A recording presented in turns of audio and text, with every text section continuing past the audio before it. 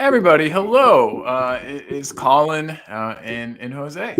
If you don't mind me introducing you, sorry about that, Jose. But here we are talking ball.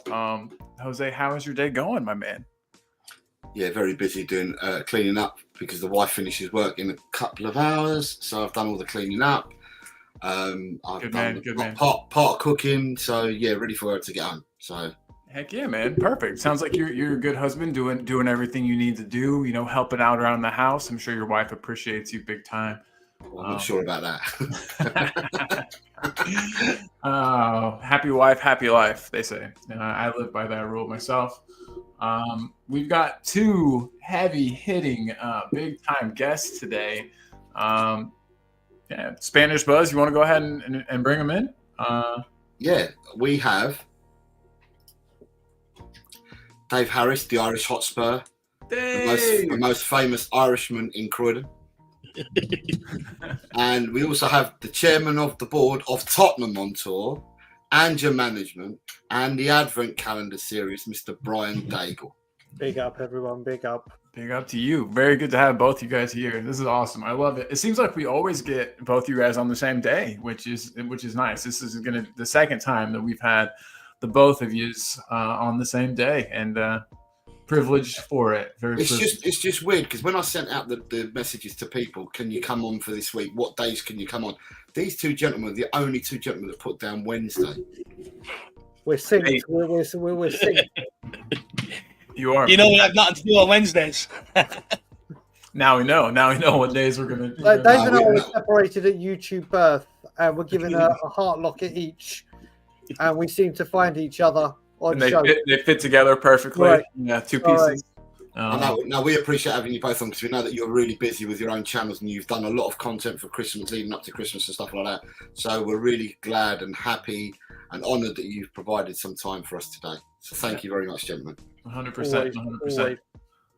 Real quick, Jose, do you want to slam through some of these comments before we jump into the questions, or questions first and then comments? You got Chan come to Colin, Jose, Brian, Dave. Greetings and salutations from both me and Eugene of Spurs Asian here in Malaysia, Southeast Asia. Each and every single one of you inspired me to co-host Spur Asian TV. Fantastic. Yes, that's good news. Wonderful. That's actually great news. And tell Eugene that I said hello, please. I missed that guy. Oh, and he's sounding me out because we've invited him. Chan's doing this show, but he's doing it on Friday at 4 p.m. He's one of our guests on Friday. Can't wait. Chan, for people that may not know, I hope you all know Chan. Chan is a great supporter of Tottenham channels, and he went on a members show for United Spurs of America. Spoke really well on there, and that you can see the passion and the pride he has for the club and what he has for the YouTube channels. And at that moment, I thought, right, let's give you an audience. Let's get you on because he's so stoked to be on that channel. I said, let's get you on, and he's agreed to come on Friday. So yeah, nothing but looking forward to him on Friday. Big love to Chang. Yeah, absolutely, guys. We've got some more people in the house here. Bobby K is in the building. We'll see Bobby K this weekend on this channel. We'll get to that more later. Ash is here. Big up, Ash. Big love to Ash. Big up, Mumsy. Oh, look, Mom's here. I'm loving the growing connections on the channel. Big up Ash and all the guests this week. It's great to have everyone's perspectives. And then we have Alex's perspective, which is steak. Yes, big up Mr. Hilton. Good to have you. Hey, look, we know that guy. Hey, I know him. No, we'll forget about that, Julie, for now. You got Wayne Bonner. Wayne Bonner's here as well. Mr. 57. Oh, Wayne Bonner. Dude, Wayne Bonner's been supporting me in the show since the very first one, I think. So thank you, Mr. Wayne.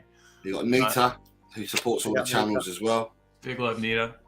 And we have the Sheriff, and the Sheriff is on with us tomorrow. Yeah. Tomorrow's show. He's one of our guests for tomorrow's show. And then we've got Tot Spurs here modding away. So that's hello to everyone that I can see so far in the chat. There could be people that haven't chatted yet, but that's the chat. Right. So just before we go on to the questions, just wanted to say one thing is this morning, Brian, on your show, which I was guesting on this morning, we said that Romano was going to break news today. This news is now broken, hasn't it? Yep. Is it just the one player then? Yep, it was the Nice defender. Okay. So he's just announced that we've entered into talks with Jean-Clair Todibo. Yep, that's the one. And my only concern about that is, and like I said this morning, love to have him at the club, but my only concern is that Nice are owned by Ineos, and therefore Man United are going to be owned by Ineos as well. So I don't know. It could be either a bidding war or Man United may end up getting him. I'm not sure. Or it could be at least we tried.com. Yeah, true. So, but you said Fabrizio Romano put out info that we are in for a player, so he basically didn't say anything. I thought normally his releases and his press, you know what I mean, whenever he put something out, it was like a big deal. But this just sounds like, Spurs are kind of looking at a defender from France. I don't know. Is that as big of news as I'm making it? Is he that good of a player? I don't know the guy. I don't know anything about the man. So he's the right centre half for the France national squad. Oh wow! Okay, great. Well, he's had a really good season at Nice. He's quick, good ball playing centre half. We'll give him out of all the players that we've been linked with, and we've been linked with many centre halves. The one that excited me out of all of these so far is him. So over Tosin, the guy from Bournemouth. I mean, there's a fair few that there's a few of them drag us in. There's a few that we've been linked with, but this guy's my favourite option. As soon as I heard his name. Dang! Well, you got me excited. So hopefully we can get that worked out. And you got John Fitz is in the house saying hello to everybody as well. Fitzy, Ireland well represented today. So that is awesome. Awesome. Adrian is here as well. Big up, Adrian, brother. Big up, Adrian. Yo, Adrian. Ashley's saying, keep Saliba out of the French team. That's all I need to know. There you go. Absolutely. And then you've got Donna Cullen here as well, saying hello to everybody. Right. So we'll kick off, gentlemen, with the first question. And we'll go to Dave. First question for you, Dave, is our best performance of the season. Boom.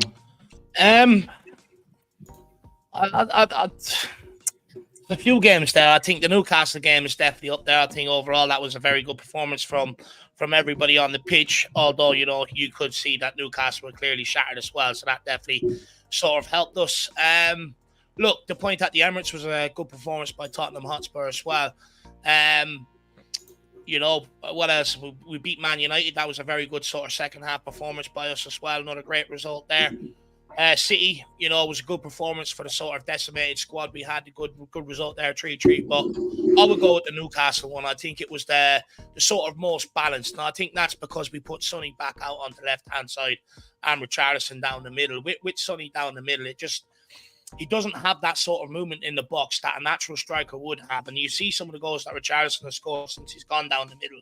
Sonny wouldn't score them goals, but also with Sonny down the middle, you lose half of Sonny. You lose that creativity. When he gets on the ball, drives at opponents. He can't do that when he's playing down the middle. He's always getting the ball with his back to goal, and it makes things a lot harder on him. So for me, I think that was the most balanced and most complete performance of the season. And like I said, the most balanced we looked.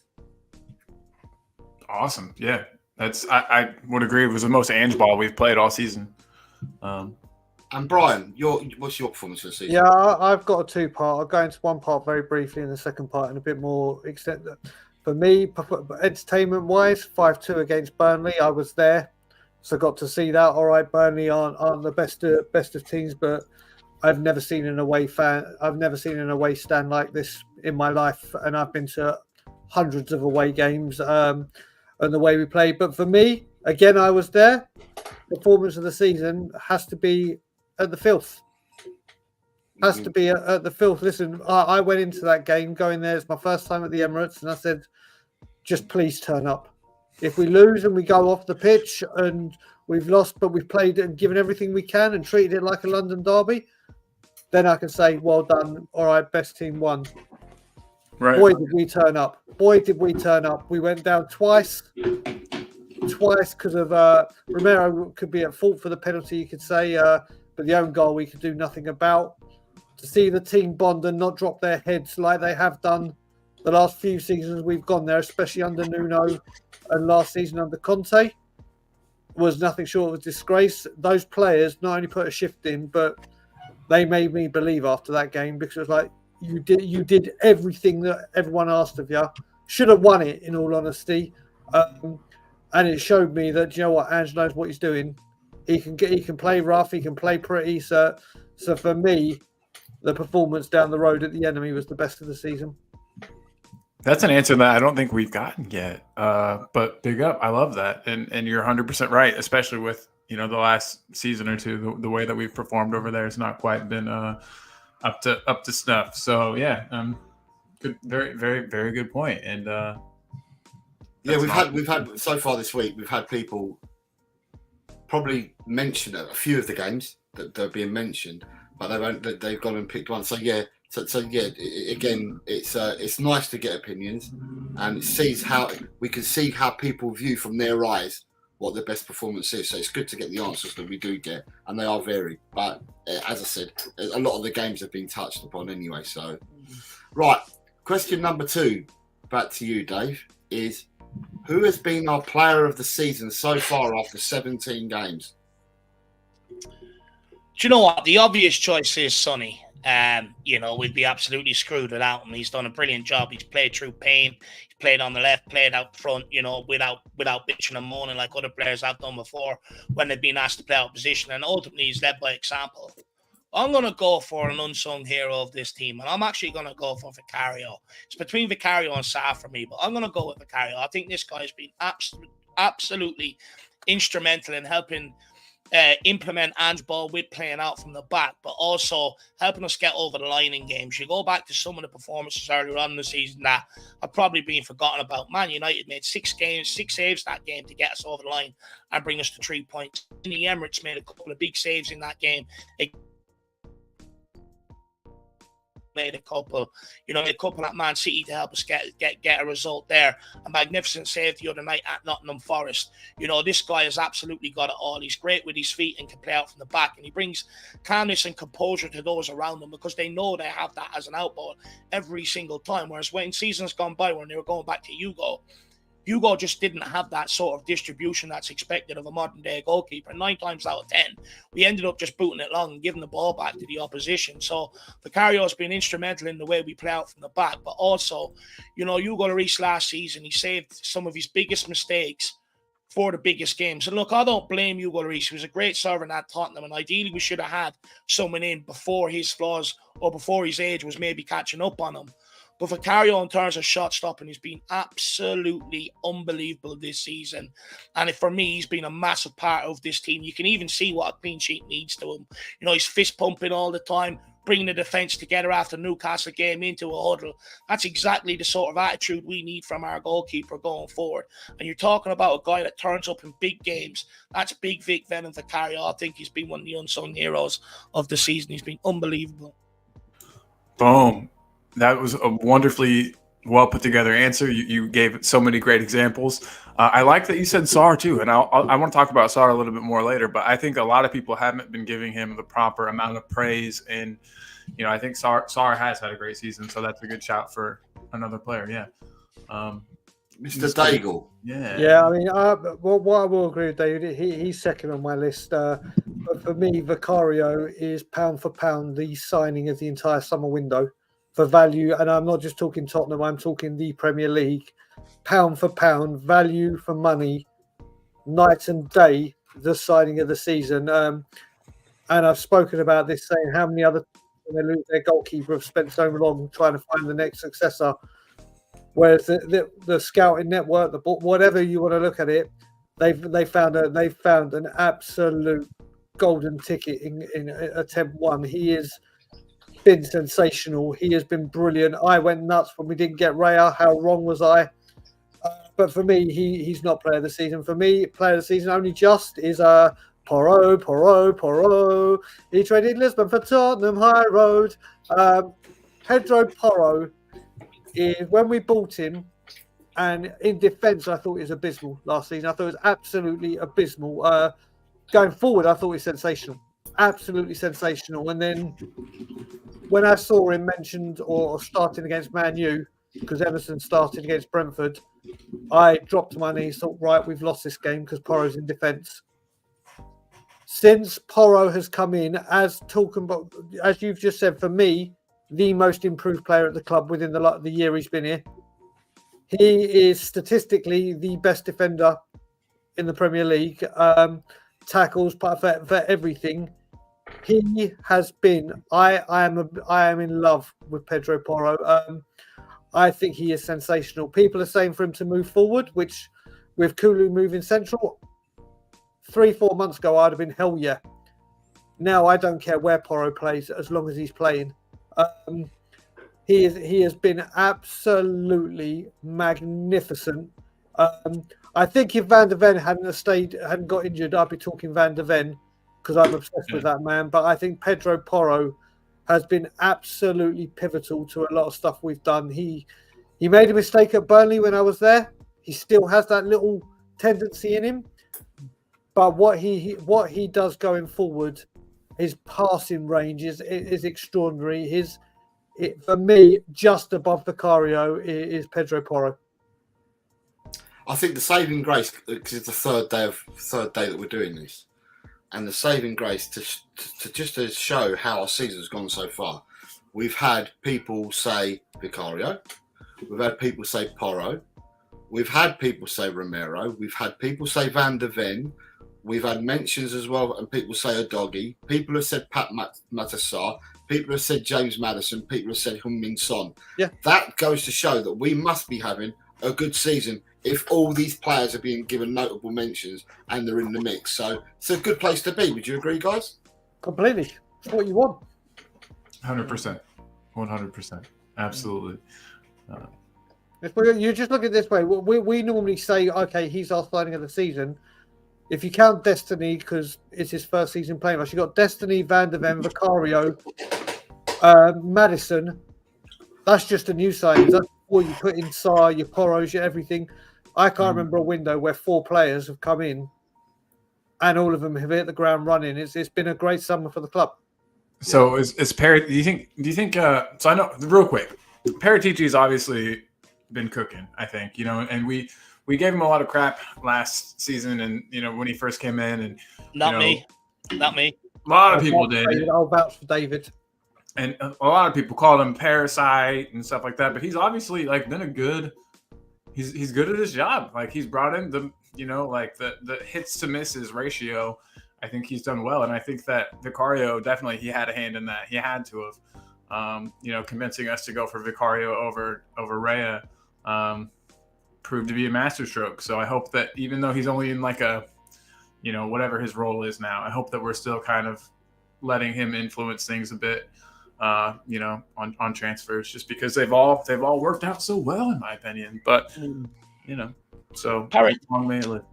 Look, I understand the scrutiny around Paratici at the time. It was getting to the point where so many things were going wrong. Every aspect was being scrutinized, which is only rightly so. It's what us fans do when things are going so abysmally wrong.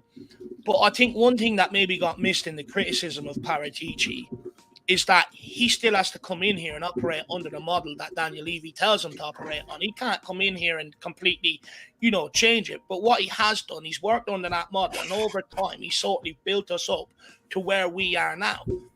He's also being integral in getting all the under-21s, some of the most promising ones, to be able to sign on the dotted line when they all had interest to be able to go elsewhere, where they have done in sort of years gone by. He changed the payment structure that he sort of got them all to sort of agree the contracts and stuff like that. And over time, he's added bits and pieces according to the model that Daniel Levy sets for him to operate on. And he's done that. And you can see most of his signings, the majority of them, he's got a lot more hits, and he's operated under that model so much better than what Steve Hitchen ever did. And for me, credit to the guy. But look, I get it. When these guys come in, we want to see it happen now, right? Football's results business. You don't have patience, and we don't have time to wait. However, with the business model we operate on, it's always going to take time, no matter who comes in various positions, whether it be a manager, whether it be director of football, people like that. They're always going to take time to sort of get what their vision is for Tottenham in place because of the restraints on them, on how we sort of operate as a club. So I mean, I can understand the scrutiny, but he has been absolutely brilliant for the club also. You know, he was key in bringing in the right scouts and, you know, also changing the sort of scouting model that we operate under now, where we're more data-led. If we ain't going to spend hundreds of millions like other clubs that we're trying to compete with, the only other option is to go on this database model, pick them up at a decent enough age for a low enough value and bring them in here, and hopefully we get them right and they go on to be world beaters. I'm just hoping now we're at a point where we won't have to sell them in the future. And if we don't do that, there could be some good times ahead for Tottenham, as long as Levy gives Ange Postecoglou time to cook. You know, that's the most important. What we can't do is just knee-jerk at the first sign of trouble, or at the first sign like top four may not be looking likely, and go, get him gone. We can't do that. But look, Paratici has been good for this club, and hopefully people maybe start cutting him a little bit of slack. And what I would say, I don't think he's finished at this football club yet. Nope. Johan Lang was hired as technical director, which is different to director of football, and Scott Munn was brought in as chief footballing officer. So that director of football role has not been filled, and I wonder are they keeping it open until his suspension is lifted and he's back. I think he's working in the background. I've said it all along. I think he's an advisor. Yeah, what I'm saying is I think he's more involved than what people will actually think, and cleverly doing it, because he has to do it within. There are constraints with his band, but I think that they're navigating around and circumnavigating everything that he can do, and they're actually using him to his full potential, which I think is all good for Tottenham. So yeah, I'm very happy with that. Right, I'm going to go to question 3. So it's a bit of stargazing now, but it's not too far away. It's only a couple of weeks away, the stargazing. So I'm going to stargaze with this one. So it's going to be, Dave, one player that we will bring in, that you believe that we will bring in January. Can I just do it? Does it have to be a player, or can I give a position? Well, a player's name we all know it's going to be a centre back. We all know that, but a player that you believe that we're going to bring in, or discuss positions or whatever you want. Look, what I will say is I do think we'll do some business, whether it's the business in the right areas that will have a massive impact on the squad for the rest of the season. Let's wait and see on that. You look at the last couple of January transfer windows, we've done a bit, but we've never done enough to be able to really give the squad depth that it maybe needs to be able to compete for the rest of the season. So let's wait and see what happens on that front. Look, Fabrizio Romano did say today that we're in talks with Todibo from Nice. I do have my doubts about it. I know his agent has spoke to other clubs, and I know the same as that Dragostine, his agent has been touting around.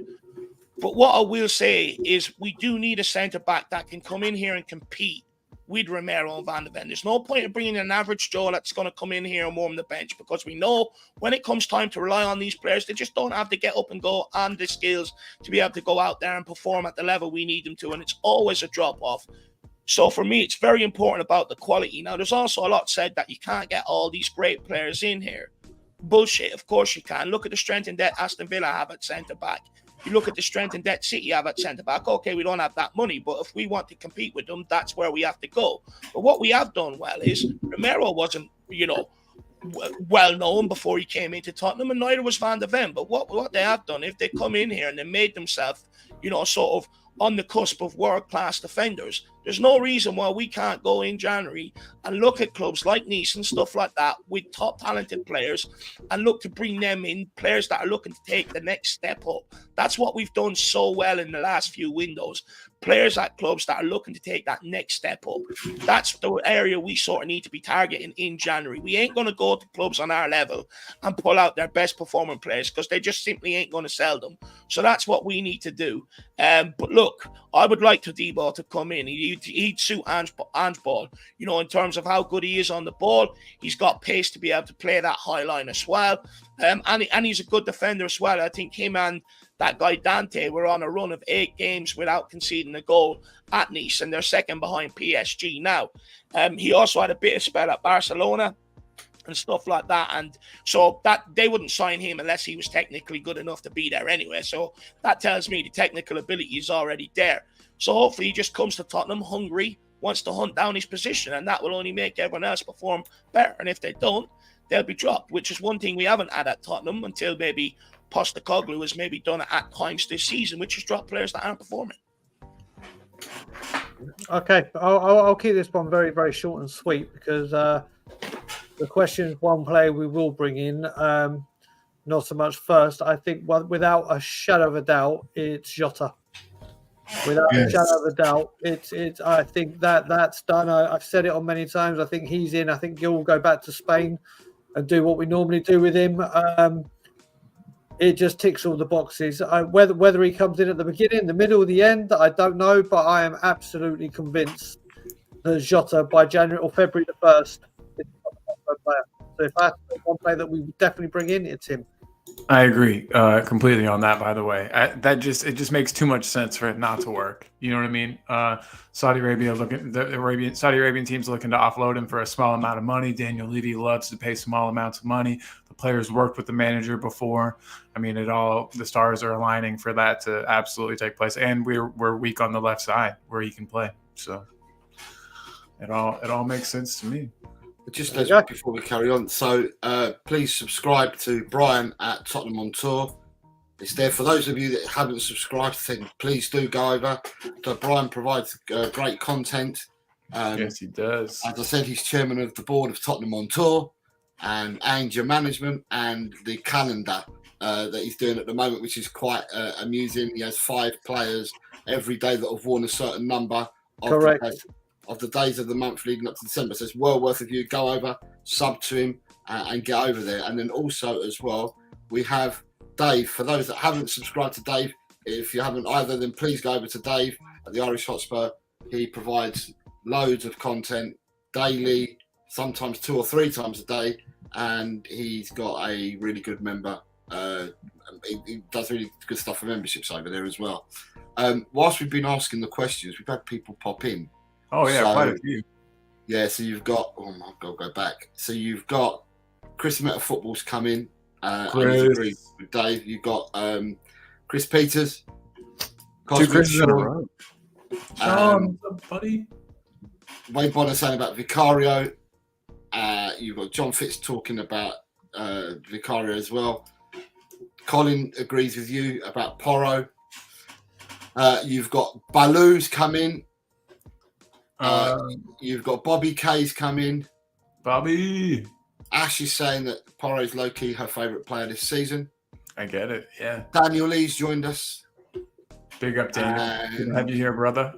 Adrian Shoka they were saying hello to each other at the moment. And then you've got Ellie. Ellie's come in to say hello to everybody as well. Yes. She also wants to thank you, Brian, for having her on the show this morning. Always welcome. And then you've got Lee Smithy's here. Yo, what up, Lee? And Lee will be making an appearance as a guest tomorrow on Talking Ball. Yeah. And then we have... Who else we got? Barbaric Disdain has come in. What's up, dude? I've lost him. He's down here, isn't he? So you've got did I just say as well that you said that Lee Smithy Smith is coming on the show tomorrow? Tomorrow on our show, yeah. He's got the YouTube bug. He's got it. He made his debut with us. He's got the YouTube bug. There you go. Well, we're glad you got him on because he's been in the chat forever, but I've never met him or seen him. I'm so excited. Man. Yeah, what we're doing here for people that haven't, we say this every day, is that we want to be a fans channel, and if anybody wants to come on, just reach out to us. If you're part of the community, reach out to us, and we'll try and help you out and get you on the show. And we've got a few people making their first appearances that are fans and that watch lots of YouTube channels and support a lot of YouTube channels are coming on this week, which is good to see for us. So you've got Mick Vickers here. David, so he's got the Lucas laid out for the next round of questions. Yeah, no, I noticed. Yes. Barbaric Disdain. You got Josh, who was a guest on Monday. I just got the doorbell. Mr. Sharabi, what is up, brother? You got Josh saying hello to us all, and you've got Kate come in and saying hello to everybody as well. Hi, Kate. How are you? And considering he has not had a settled player in front of him on the left, I think the doggy has marshalled our left side very well, defence and attack. Yes, it's a fair point. Right, so bringing the banners, the next one is a crystal ball one again, Dave. and it is, how many incomings do you think we'll get then?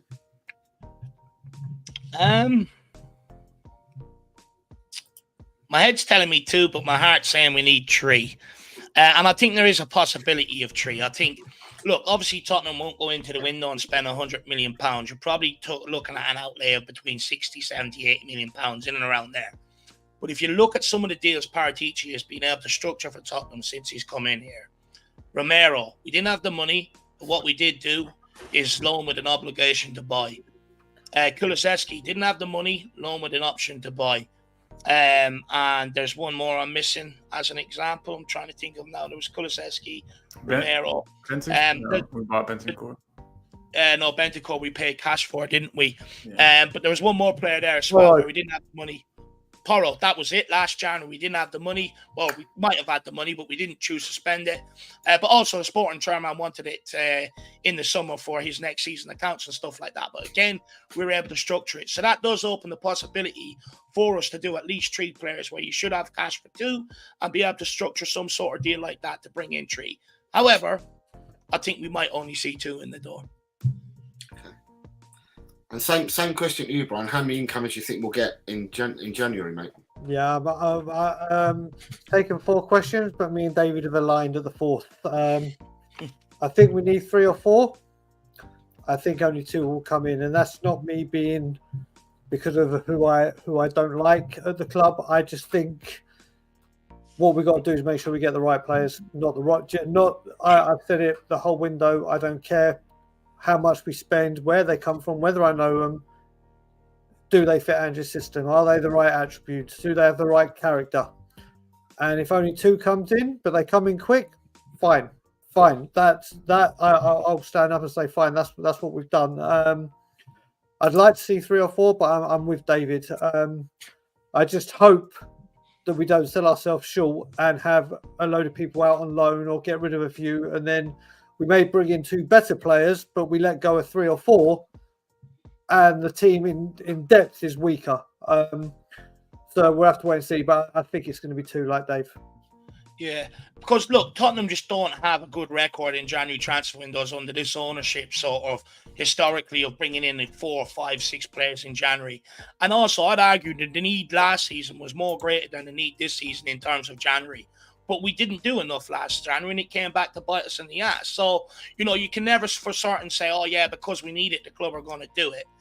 Like I said, the need was greater last season. They sort of pulled the reins back. I hope they don't do it to Postecoglou this season. I hope they do back in with what he needs. But also, the January window is a hard one to do because, like I said, there's not a lot of great quality. Some of the players that we might have on our list potentially for the future might not be available in January because they're performing at their clubs, and some of them clubs are just saying, I don't care how much you put in, we ain't selling them this January. So there is that. I'd also, just quickly, Brian, I know what you're saying about, what we don't want sort of be in a situation where we're letting 3 or 4 go and bringing in 2. But on that, I think we've done the similar under Antonio Conte, where we let out more than what we did in January when we brought in Kulu and Bentancur. We ended up making a run to top 4. What I will add to that is also there's a couple of players that we can let go that just really aren't contributing. Eric Dyer, Hugo Lloris, Session, people like that don't necessarily need to be replaced because we haven't really had to rely on them in the first place. However, if they do go, ideally you do want to replace them. David, I'll just add on top of that. The only reason I'm worried about that is you're right with what happened with Conte, but what Postecoglou is dealing with that Conte didn't is we don't know when Van der Ven's going to be back fully fit and in the form that he was in. Sarr and Basuma, Son out. Maddison, again, the same with Van der Ven. So I don't think we've been in this kind of position where the spine of that club the spine of our club is being ripped out. So whether it's international duty or coming back from injury. So that's the only difference I see but then you look at it on the other side, we've only got 1 game a week. So it may balance itself out, but that's the only issue. You're completely right with what you said about Conte, but I don't think at that point, Sarr weren't even in the team, let alone... and then we didn't have so many people away with long-term injury or suspension. So that's the one issue. Oh, and Bentancur. Add Bentancur to that injury list. That's the only worry that I have with letting too many go if it doesn't match up. That's the only issue. No, I hear you on that. I hear you. So interesting views. Go on, sorry, Colin. Oh no! I was just gonna say I agree with you guys. I think that 2 is a lot more likely than 3, but I would like 3. What do you think the chances are that we get somebody that we've like never heard of? Somebody maybe out of Ange's like little black book, or somebody that Scott Munn helps us to identify. I don't know. I just feel like we're going to be seeing players from leagues that we're not used to. We've had a lot of players from Italy come over with the Paratici connection. I think with these new guys from different parts of the globe, I think we're probably likely to see some players that we've either likely A, never heard of, or B, not really been linked with in the past. You guys think there's a chance of that? Brian, do you want to go first? Yeah, I would. I mean, listen, when it comes to Tottenham Hotspur, just look at it. We didn't think Shabalala at all until the last minute. With Daniel Levy, what I will say, on the last minute of the window, a name will come out. Regardless, we always do it. We always, whether it comes off or not, there will always be an out of the blue one. But I think what you got to add with out of the blue this one, and I think a lot of these names are being used as smokescreens. I've said it since we've signed Ange Postecoglou. Kind of like what Arsene Wenger did when he came in from France. Yes, France are a much stronger nation. We all know that. But he had an untapped market where he knew he was light years ahead of anyone when it came to the stars coming out of France. And they all went to that lot, unfortunately. Don't be surprised if we start seeing South Koreans, Japanese, and players from that part of the world, because we have now got one up on everyone else with Ange's knowledge, Scott Munn's knowledge. So I think we will see Far East links coming up through this window.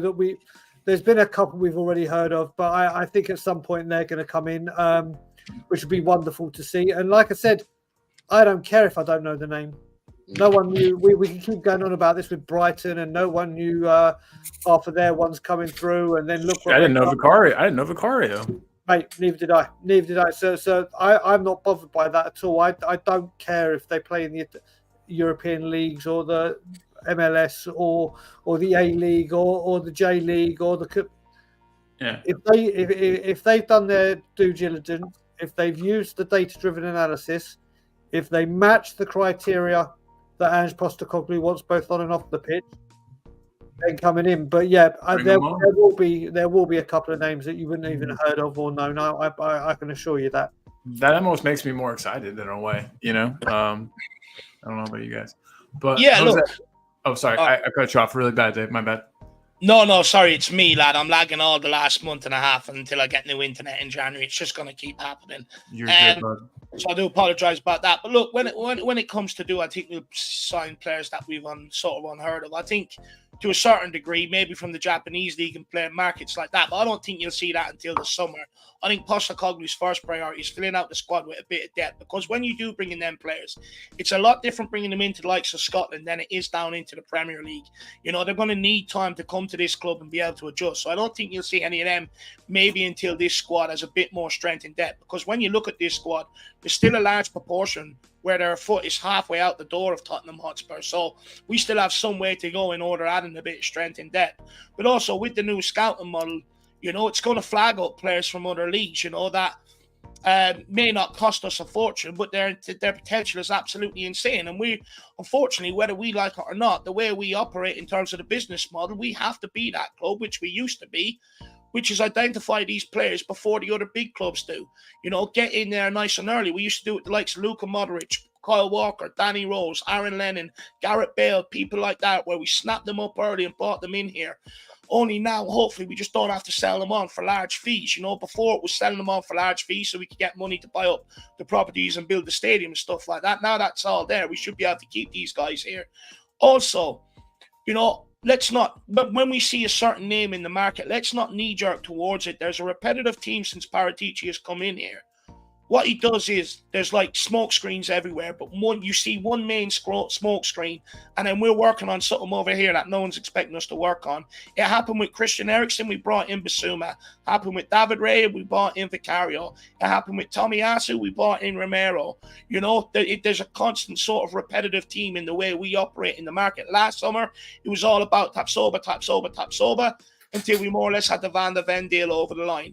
So, there will be a smoke screen, there'll be a constant name, But we do that, so we attract all the other clubs over there on what we're looking at, and we're operating over here on a player that other clubs are maybe looking at that haven't gone in, because what we're trying to do is avoid bidding wars with these big teams, because as soon as they know we're interested, they'll come in, up the price, and we know we're already going to be priced out the market, because they'll always go higher than what we do. So it is a tactic that we do use in the transfer market, so just be aware of that going into January.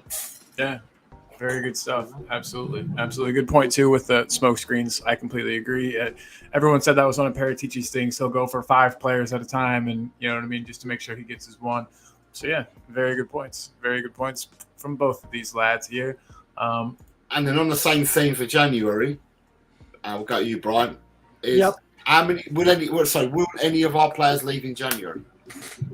Yeah, well, I said it first. I think Brian Hill will be out and going to Spain as he normally does. He goes for a little holiday in January and gets tops up his winter tan. So he'll be off in Hispania again, I think. I think Højbjerg will leave at the end of the window. At the end of the window. I think the Celso could go. Enough with the wages. Listen, when Destiny signed his contract, there a lot of things came out about, and a lot of people spoke about our wage bill. And I'm sorry, for 70 grand a week for playing 3 or 4 games, it's just not on right now. I can see the Celso going, and then there may be a contract rip up. I think there may be. I'm going to say 4. I am going to stick with 4. I'm going to stick with 4 players. So you've got Hill, Højbjerg, the Celso, and then a surprise contract rip up. Is there who's going to get ripped up? There's only 4 players that run out this season. I wish there would be a certain person that wears number 15, but for some reason it won't be. I think it'll be Hugo. I don't think it will be Hugo, because Vicario's come out and spoken.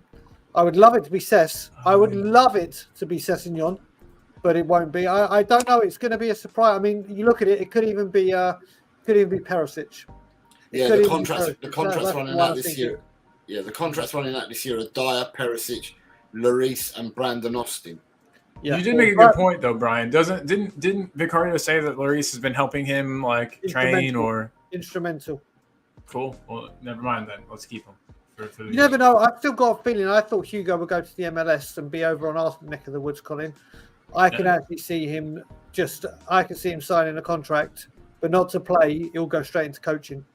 Oh yeah. I think he'll do his badges, and so I think we may see the end of Hugo as a player, but I don't think. I love Hugo. I mean, I loved Hugo. As long as he doesn't teach the goalkeepers how to kick the ball, I'm absolutely fine. Or how to go out on a night out. And the players that run out in 25 are Son, Højbjerg, Lo Celso, Davis, Sessegnon, Forster, Whiteman. So they're the players that have a year and a half left. The other 4 that I mentioned before have 6 months left. Dave, same question to you, mate. Will any leave in January? Will we have any players leave in January, do you think? Yeah, I think you'll see some of the top earners at this club leave. Hugo Lloris on 100 grand. Look, I don't care whether he's helping Vicario or not. He quit on the club at Newcastle at halftime, so he can fuck off. Eric Dyer, he's another one, 85k a week. He hasn't contributed this season. He's another one that can go. Perisic, 170 bags a week. We need to sort of offload that. Gil, I agree with Brian. I think, look, if it was ever going to work from it, would have been under Ange Postecoglou. He doesn't seem to fancy him, so I think he'll probably see a loan move for him. Then you've also got Ollie Skip potentially. I don't think Postecoglou fancies him, to be honest with you, but I think because he's homegrown, he'll be kept around. Sessegnon, another one, hasn't contributed, always injured. He's one that can go. And then maybe 2 players you might see us cash in on would be the likes of Lo Celso and maybe Højbjerg, because they're probably only the 2 sellable assets we have. The rest we'll probably just have to let them go for next to nothing. And then Brandon Austin as well is probably another one that'll go. So there's quite a few that we can actually see realistically leave here in January that haven't actually contributed to anything we've really done this season. But what I will say is the reason why I think it'll be some of the higher earners is because what it does do then, it reduces the wage budget, which means we can manipulate the budgets and that to help our transfer budget. So it gives us a bit more freedom to move in the January transfer window if we can offload them higher earners. One thing we've actively done, believe it or not, and I feel like it's a robbery at times, with all the players we've signed, we've actually lowered the average wage bill of this club over the last few years, lowered the average wages of the players, but yet they're better than some of the higher earners we've got at this football club. Work that one out. Yep. Spot Very on. true. Very true. Always good points from both you boys. Appreciate it very much. So you've got some more people have come in. You've got Baloo come in saying Lloris, Dyer and Perisic need to go. You've also got there's some news here as well. So you've got some news.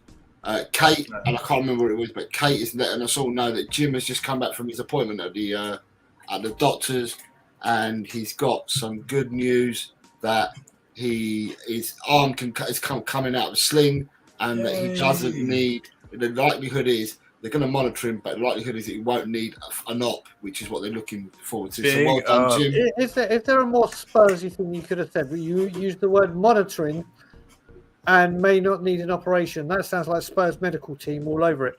Jose, wait a second. I've never seen you and the Spurs medical team in the same spot, Jose. No, I'm talking about Kate's words about Jim. So Kate. I'm exonerated. You got Steadfast Shark saying, I hope we get Gallagher. What's up, Steady Shark? Good to have you here. You got Tequila 316 saying hello. Audio Artisan is saying hello as well. Big up to both of y'all. And then you've got good afternoon, Quez Ali. He's saying that he wants Dyer out at 1 minute past midnight on January the 1st. One of your friends, I think, Dave, he says, big up Dave Jacob Anderson. Not seen the name before. Hello, Jacob. Big up. Nice to see you. Nice to have you here. Yeah. And then you have what's Adrian saying? What's Adrian saying? With the Euros in the summer, Højbjerg and Hill will want to leave. Yep. I was asked a question the other day about Reguilon. How close is Reguilon to the Spanish squad, and would he want to go? And I said Reguilon's nowhere near the Spanish squad, and it doesn't matter whether he goes to another club or not. He's so far down the pecking order, he would never make the Spanish squad for the Euros unless every left back in Spain broke their legs between now and the Euros. And even then, they'll probably try and find someone whose grandparents were Spanish. Right, they can. Yeah. He's back as well, isn't he? So that's another headache. Well, no, apparently he's going on loan to Germany. We were discussing it today, and I'm like, Tottenham Hotspur, and I mentioned this. Why is there other clubs with their big players that aren't making it? They just say, right, we're cutting ties, we're selling you, money out, or money comes in, here you go, manager, you got this. We use them as squad filler and just keep loaning them out because we can't get rid of them. It's like we're doing the Chelsea thing, but we're just not doing that final part where you actually sell the player. We're loaning everybody out to everybody, but we're forgetting that you're actually supposed to sell the player at the end. And the reason why we can't sell them is because they're so shit in the first place. We've seen how far they've dragged Tottenham Hotspur down on the football pitch. Look, this is why I've campaigned for us to rip up contracts, because you look at the way Arsenal done it. They were ruthless when they finally got their act together. Cut people off. They couldn't sell them, cut their contracts, no problem. And look how quickly they've been able to progress in terms of on the football pitch by filling out that squad. United was deemed United are now going to take that policy. They're talking about on Sky Sports today that United are going to do it to excel their sort of process, trying to get back to the top under Ineos and stuff like that. But here we are, keep rolling them out, acting fucking the gobshite. Just stop. Just cut the ties. I get that it's going to cost the club in the short term, but in terms of progression, it's a risk that I think the club have to take. It's short-term loss for a long-term gain, in my opinion. So just go and do it. If you can't sell them, rip them up. Even Saudi don't want them. That's how bad they are. Even Saudi don't want them, and they brought up half the world. And they've bought up some dross as well. There's not all fantastic and great players that have gone to Saudi. They have bought some dross as well, but it shows how far. You're quite right. For me, it does show how far we are further down the pecking order, that they won't even come and even sniff at our players. So yeah, totally agree. I say with that, we're halfway through the questions. Should we do a guest corner, Colin? Yeah, or just have a knock at the door. Give me 1 second. West Ham, yeah. Which you want to? We'll do the guest corner. Let's do the guest corner. because the next set of questions are going to be quite quick to go through. So we'll do the guest corner. Let me get the music changed over to some guest corner tunes. And guest corner tunes. Wow. Yeah, we've got tunes for guest corner here. Oops. And we've got the guest corner logo. Yes. So, right, do you want to introduce it then, Colin? Sure thing. Yeah. So, DAGUL, as I'm sure you know, we have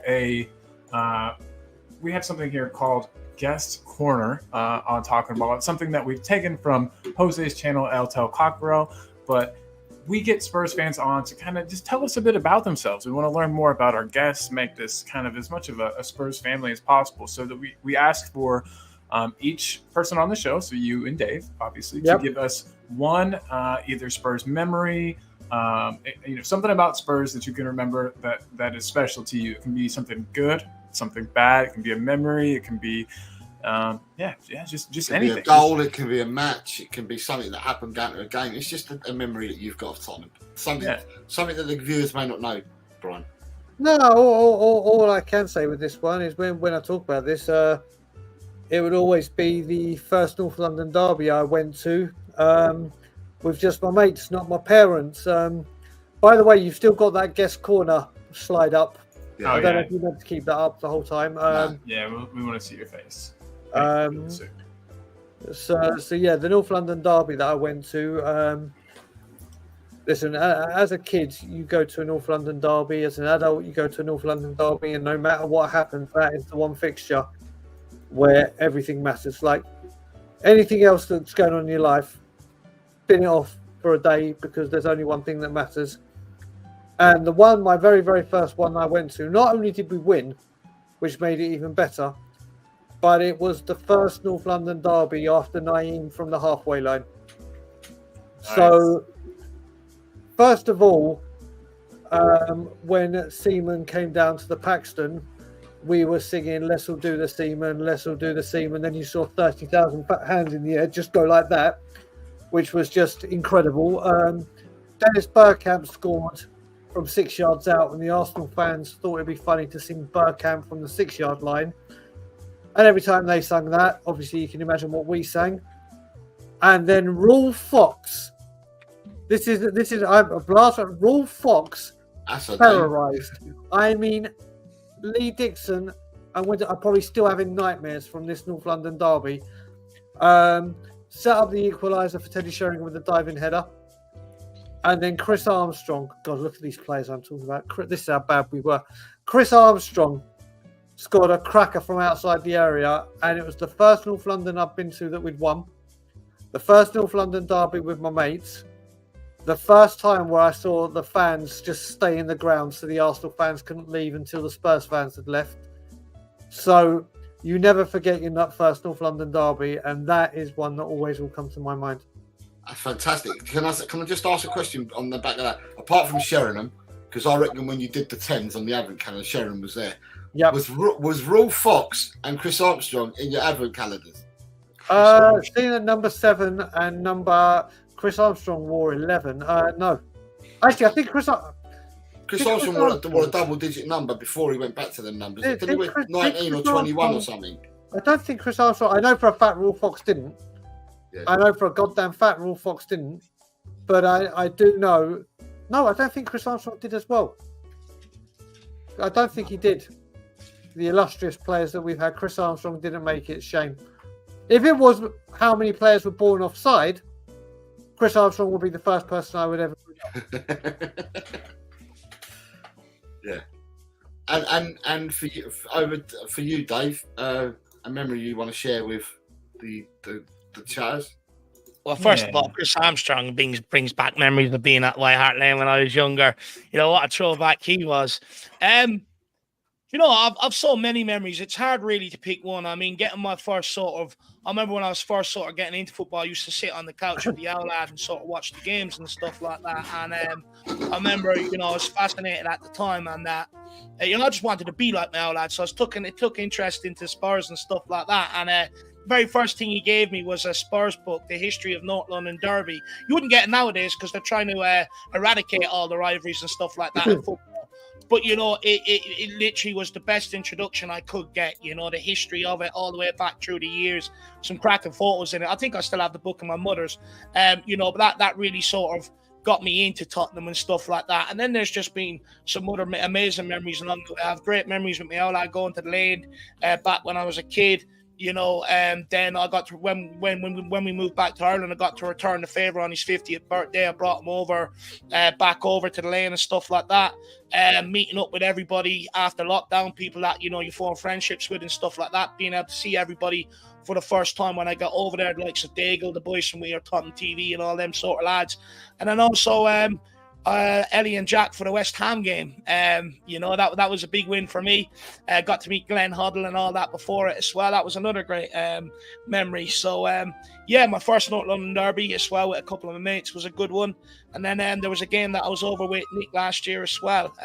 AC Milan didn't quite go away, but was my first ever Champions League game. So nice. Few memories. So yesterday on the guest corner we had Ben Kaufman and Bobby Kay. And their memory, one of them started sharing the memory, and because the other one was involved in the memory, they doubled up on the memory. And the amount of people they told us about, Brian, you were in the conversation. You were there, DAGUL. Yeah. Of course I was. With Bobby Kay over for the North London derby last year for Little Kay's birthday. There was we all met at Ben Kaufman's.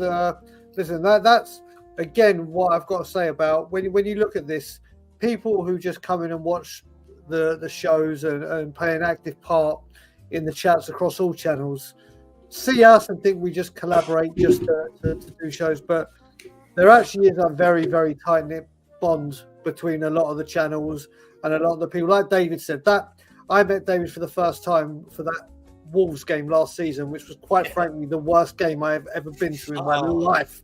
But it was the first time I met David. I remember you broke the news to me about Wink starting. I was about to go home. Yeah, that's the thing. During last season, when it was so bad, meeting up with the lads and ladies before the game and after the game became the highlight of the thing. Going in and watching the football was just what we were all meeting to do. Yeah. But it was the afterwards, the community that has been built and the friendships. It's just wonderful when they all combine. By the way, just a quick big up to Ben, by the way. I've been down there a few times to the coffee shop. It is some of the nicest coffee I've ever had. So if people do get a chance, do get down there. It's absolutely brilliant coffee. Definitely. Absolutely. And I can't wait to get my chance to try it when I'm there in May. Definitely going to make sure to get some coffee from Ben's shop. I'm quite a coffee aficionado myself. Love me some caffeine in the morning or in the evening. Shoot. So yeah, I'll definitely have to stop by there. So it'd be awesome to try and get everybody together next year, all the channels to get together and have like a Christmas meet-up or a Christmas party or awesome. Something like that. Yeah, that would be adorable. Before I go to the next question, I'll start two. So this is the first one. So question for Dave from Jay Ashraf. Since you watched Celtic 2, do you think Jota can handle the Premier League? Look, I'm a bit dubious on this one. If I was Spurs, I wouldn't be quick to rush in with a cash offer for him in January. I'd look to take him on a loan with an option to buy just to see how he does for the 6 months. I don't think he's ready to hit the ground running either. Out in Saudi Arabia, he wasn't playing too much because of the foreign quota. He was always one of the ones left out. However, I think they have extended that, which now means he can sort of get in and get some game time and stuff like that. Look, I watched him at Celtic. He did deserve a move out of there. I didn't think he would go to Saudi. I also have question marks that he took money over progression in his career. That concerns me a little as well. Look, the guy does have quality. One thing that saves his skin a little if he does make that move is that he's already well versed and well used to Ange Postecoglou and the way he wants to play. However, I don't think he'll cut it in the Premier League. I think he needs another move to another league around Europe first before he makes that move to the Premier League. I could be wrong, but that's just my opinion on it. Okay.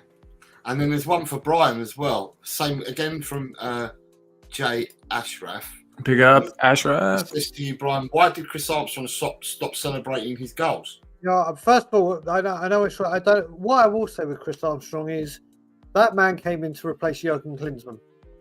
Now, it didn't matter who we signed; they were never replacing Jurgen Klinsmann. They just weren't for across the board for on the pitch, off the pitch. But the one thing they both had was Teddy Sheringham. And Teddy Sheringham again got the most incredible. I mean, when we signed Armstrong, I was like, "What are we doing?" He was phenomenal that season. The game to remember that season as well, people remember, is when we beat Manchester United 4-1 on New Year's Day. And Chris Armstrong scored 2. Judas scored a goal. They had to take Schmeichel off.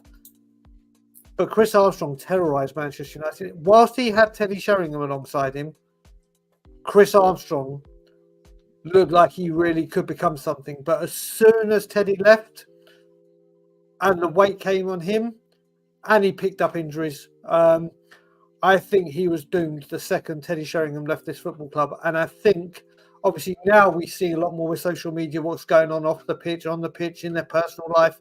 You can't get away from it. I think there was something more, not just at Tottenham, but in his personal life, which we never know. But during his time with Tottenham, he looked as happy as Larry with Teddy Sheringham next to him. As soon as he left, night and day. Yeah. Interesting. Always good to get history and just things that I didn't know. So thank you. Thank you. So guys, we're on the running now. It's crystal ball gazing again. I'm going to reverse it because we started with Dave. I'm going to start with Brian now. For the first 5 we started with Dave. The last 5 we'll start with Brian. And the first one is, who will be at the end of the season? Who will we be saying would have been our player of the season? So you're crystal ball gazing now because we've had 17 games so far. You've told us who's the best so far. Who do you think by the end of the season will be our best player? We'll be talking about as our player of the season. Oh, that is a proper crystal ball moment, because I can say I can still could be. Do you know what? I'm gonna pick for who I think will turn out to be our player of the season. Is exactly who Dave said has been our player of the season so far. I think I think Vicario, if he carries on, and obviously I don't think people are talking enough about that save against Nottingham Forest. We could talk about falling backwards. Talk about the Manchester United, the Chelsea. That save is exquisite. That save you don't see. How he does it, his reflexes. I think if we're going to progress in the FA Cup, which I want us to take seriously, he needs to be an ever-present. We need to keep him fit. And the way he's going, we can't trust everyone at the moment. Injury-wise, we've seen what's happened to our key players. I think Vicario will end up. If it's not Vicario, I think Son will get it, because I think Son will come into his own in the second half. But I'm going to say Vicario. And the same question to you, Dave. Richarlison. No, I'm only messing. Look, for me, I think it will end up being Sonny. What I will say is there's a golden opportunity for it to be someone else this year with Son heading to the Asian Games. He's going to miss a period of games. But look, I think it'll end up being Sonny. I think he's very well liked around the place, and that I think people find it hard not to give him awards for the efforts that he always puts in and how good he is. I'd love it to be Vicario or Pedro Porro, like Brian said earlier, someone like that. But I think Son will probably just nick it. Yeah. Interesting. So we've had a lot of, as I said, we're asking these questions the whole week. So, and what we're going to do is we're going to write down some of these answers and then measure them at the end of the season. So this is what we were thinking back then, and this is what's actually turned out. And I'm hoping with a lot of what people have said, because there's still some more questions to come, I'm hoping with a lot of what people are saying will turn into fruition. I really do hope that some of you people are right in what you're saying. I really do. Yeah, somebody has to be, I think. Yeah.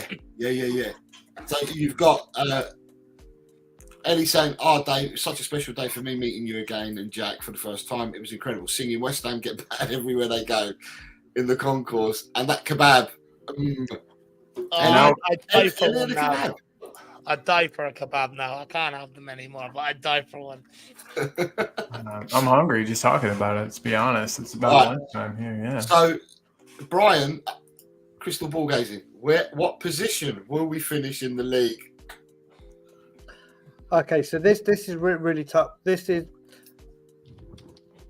I think, and I've been saying it on Twitter as well, that I think top 3 are done. It's just Liverpool, City, and the filth. Regardless, it just depends what order. Aston Villa are a real big concern to me, a huge concern. Everyone keeps saying, don't worry, they're going to fall away. Don't worry, they're going to drop off. Don't worry, they'll get their injuries. Well, they're not.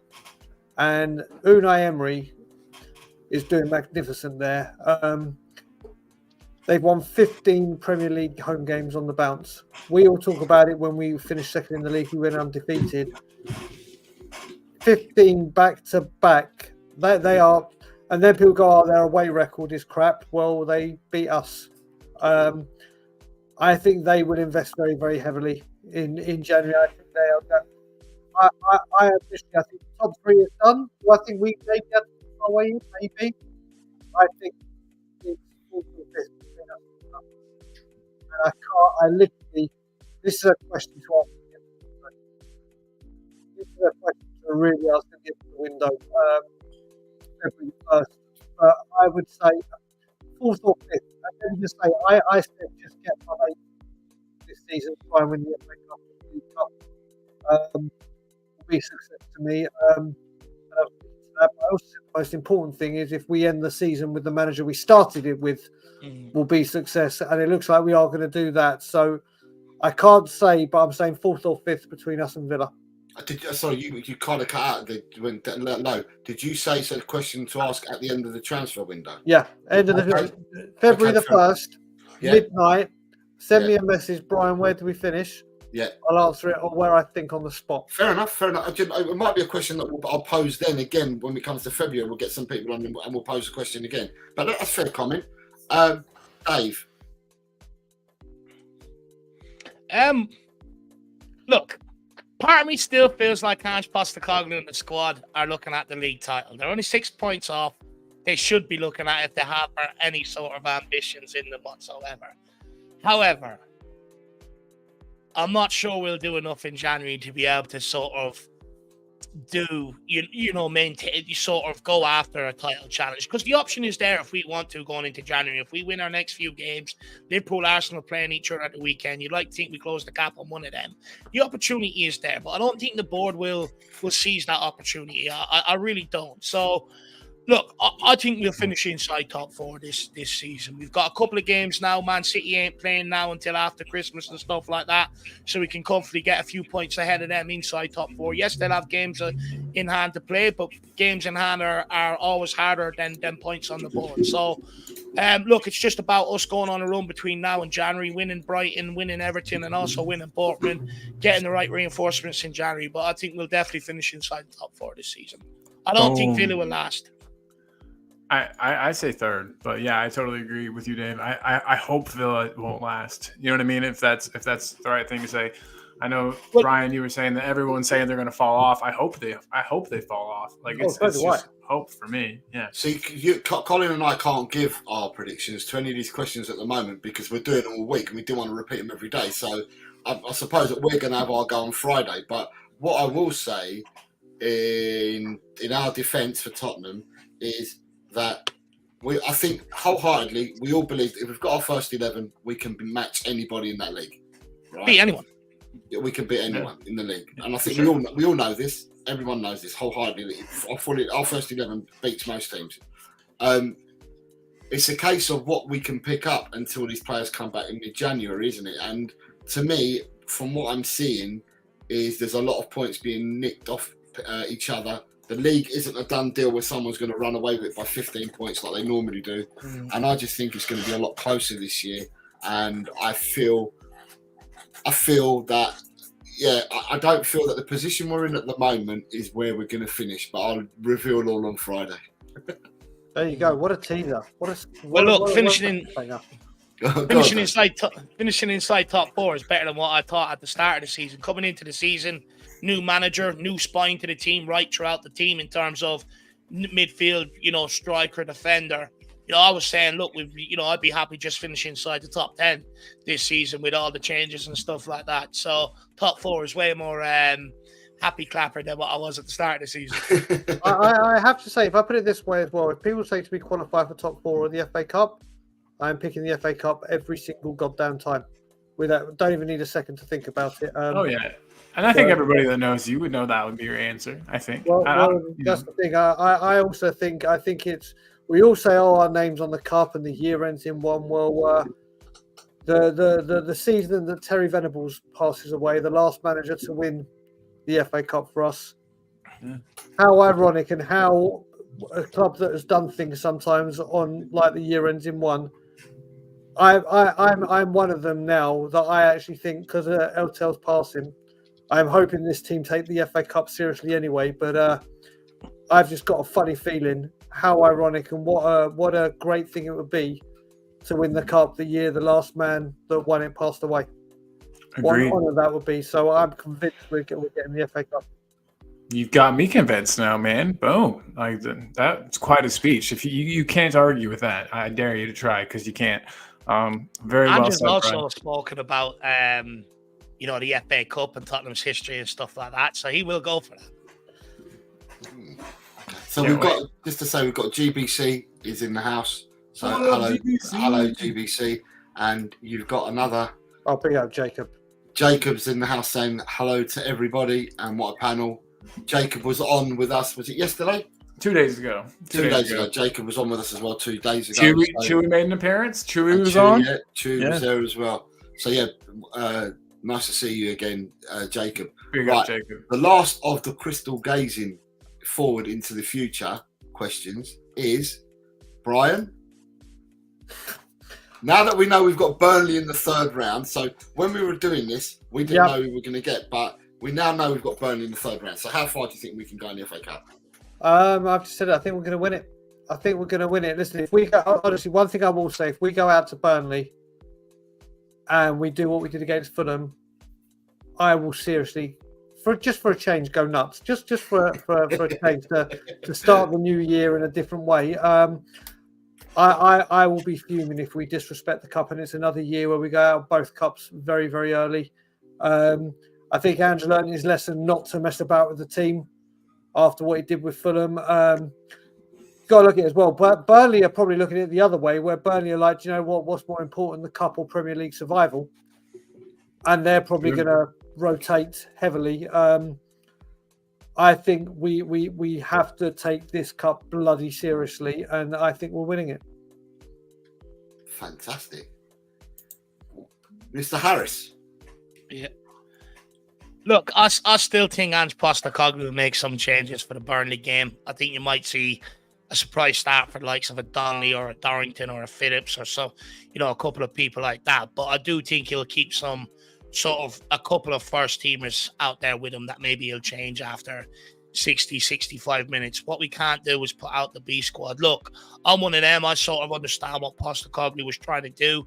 There's some players there that maybe performed okay over pre-season, and he gave them a chance to show their work to the squad, and they completely let them down. No surprise, we haven't seen a lot of this, half of them since then. But look, I still think he'll make some changes. Look, I do get what people are saying, that down the years we can't afford to. We've had some embarrassing cup exits, but we do have to get to the point where we can be able to rely on that squad and be able to make changes in them game, because all it does is then if you're putting out the first team, all you're doing is putting them at greater risks of injuries and stuff like that by continually playing them. And that's why our injury list is so bad the last few years, because managers don't trust the rest of the other squad. They constantly just put out the same guys all the time. Even when they've got niggles and injuries like that, there's no respite. So we do have to get to the point where we can learn to trust the rest of the squad, because we'll never win anything if we don't. The way modern day football is with the amount of games, it's a squad game now. So the importance of filling out your squad is and trusting it is very important now. 100%. 100%. See, for me, I mean, Colin, we've not really talked much about this question at all. But for me, and I'll just make my point, and Colin, you can jump in as well. I'm going to say that Burnley's plight is as such that I don't know whether Burnley will want to go deep in the competition. I think Burnley are looking for Premiership survival, aren't they? So I've got a feeling that Burnley are going to make a lot of changes as well. They won't be putting out their first 11 for the third round of the FA Cup. That's just my opinion. And yeah, I don't want to see us make the same mistake twice that we made earlier in the season. And I'm hoping that if he does make changes, that these players are more up to speed in the way that we want to play, and they've had more time on the training pitch, so they'll be further improved if they do come in the third round. What do you think, Colin? Yeah, I mean, I think we're definitely going to take Burnley. And like we've pointed out before, since we're not in any European competition, I think we should be able to handle the couple extra matches, you know. And if we put out anything less than I don't want to say full strength squad for the Burnley match, but I think that we need to put a relatively strong squad. I'd say you could probably take 3 starters out of our squad and still win really comfortably. And so I 3 players would probably be the most that I was like comfortable with swapping out for this match. Yeah, I think we'll win comfortably. And then, as you guys have all said, we just need to take it seriously. We need to, prioritize, make sure that people are healthy. We need to be, properly rotating. And I think we will. I think that this little injury crisis, if you can call it that, has shown us that we can actually trust some of the other players. And so hopefully once we get some people starting to come back, we'll have more of a fit squad, more players to choose from. And now we know who we can and can't trust. So yeah, I think we could go far as well. There you go. Right. So we've got 2 questions to go. So I think we'll do the keep bench.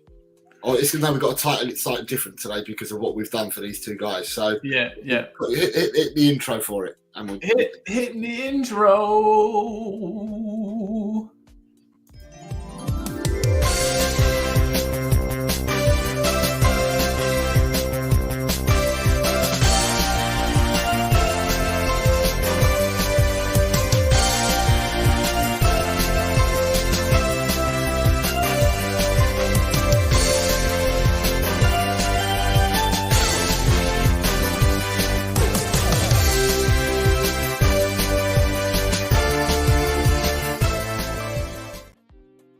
Hello, everyone. It's Colin, your host for Keeper West Ham, the internet's favorite Tottenham game show.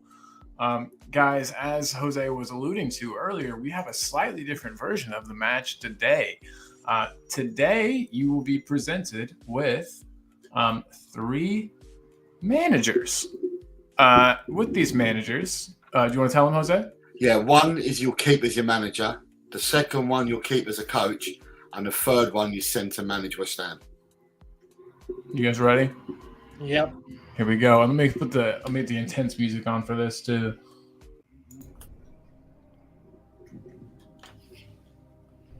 Who wants to go first? Who's got an idea already? I'll go first. This is easy for me. Okay.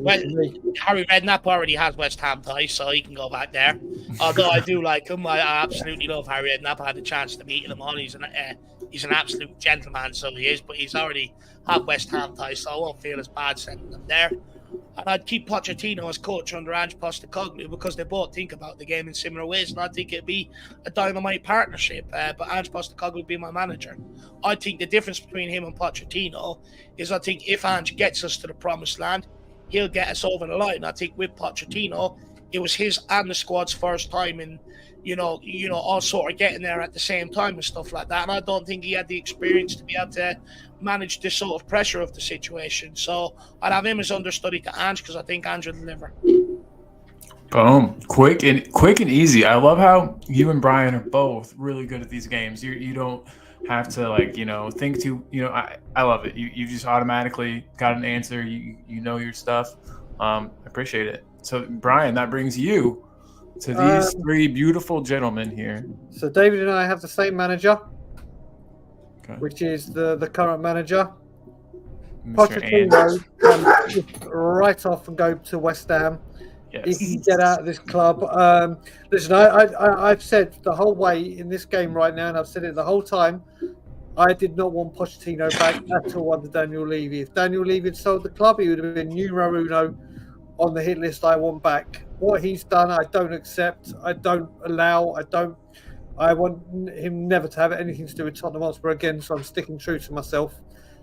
And I think Ange Postecoglou and a Harry Redknapp tag team in a press conference will not only be pure gold, it will be comedy gold. It will be one of the best nights out you could probably have as well.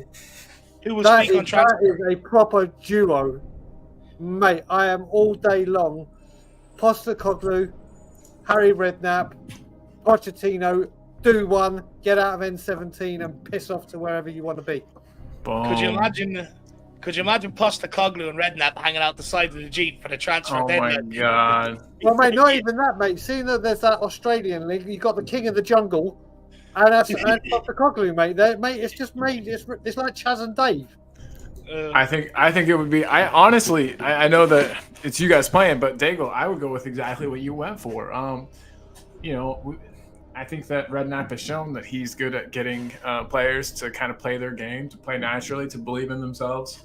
And over, Postecoglou said, players believe in me, but they don't believe in themselves. I think the combination of Ange and then Airy, I think could maybe unlock these players and get them exactly what they need. I think it'd be an interesting balance between the two. I agree with Bry. But Dave, not a bad answer at all. Jose, what do you got to say about this one, my man? I'm keeping Postecoglou.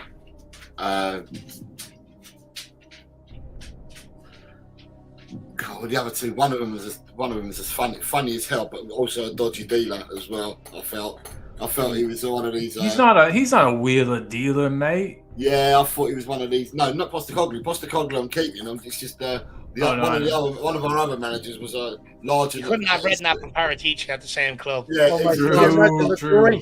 Yeah, he's a larger than life character, isn't he, Harry Redknapp? And he's the kind of person back in the 80s and 90s when you had brown paper envelopes and motorway services and stuff like that. He's that type of manager. And Pochettino, I've got plenty of time. I did like Pochettino on that, but I would probably go with keeping Postecoglou, keeping Redknapp as a coach, and sending Pochettino to West Ham. Yeah. I have to say, I really thought Martin Yole was going to be there, and then that would have been extra tough. I thought about Martin Yole and I thought about Keith Berkinshaw, adding them two, and Terry Venables. But then I thought to myself, Jesus, I can only pick three. There's different aging groups here as well, and I'm just like, let me just pick three. And because you guys often talk about the Venable years as well, I know, Brian, that you talk a lot about the old years. I just thought I'd pick three managers where I've heard you guys speak about these people in the past. And they're recent, obviously. So, I mean, we did have a player one set up, but then I thought to myself, nah, let's not give them the player one. It'll be too easy for these guys. Let's give them the managers one. But you come out and you smash the managers out of sight.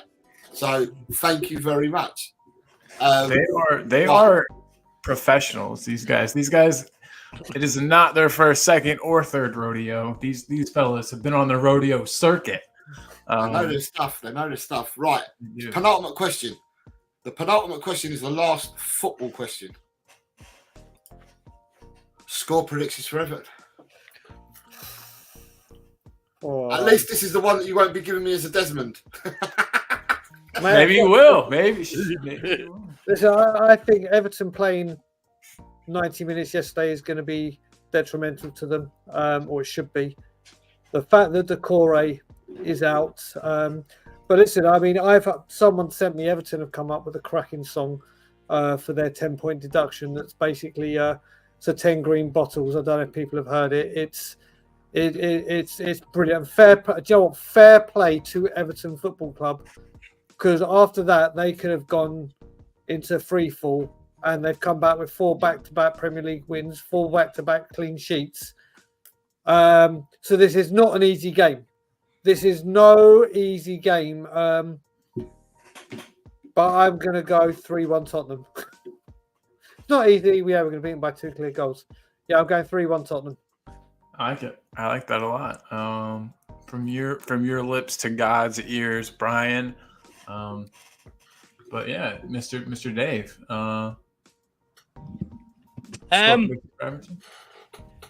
Look, I don't think it's going to be a walk in the park. I think, Everton, that 10-point deduction is actually, the Premier League has done them a favour, actually, because it's galvanised them, it's galvanised them as a team on the pitch, and they're all sort of playing for a cause, and that's sort of dangerous in itself.